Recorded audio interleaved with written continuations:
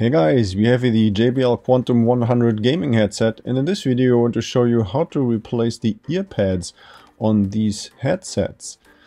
So the process is really easy and doesn't require any tools. So all you need to do is you put your hands or a couple of your fingers into the inside of the ear pad and then your thumb on the outside, and then with your other hand you hold the ear cup. And then you just pull really heavily on the ear pad and it will eventually pop off. So we saw this right now for the left side, and we're just going to repeat the same process on the right side. You see it comes off relatively easy. Okay, so now we see here there's a couple of plastic clips that hold the ear pads in place. So that's all that it is. And here you see the holes where those clips grab onto.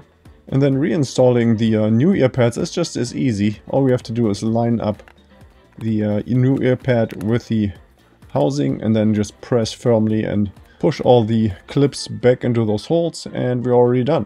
And in case you are having a hard time finding the replacement ear pads, then I found them relatively cheap on eBay, so that's where you can find those. And yeah, so I hope you found this video helpful. If you have any more questions or comments, then please leave a message below.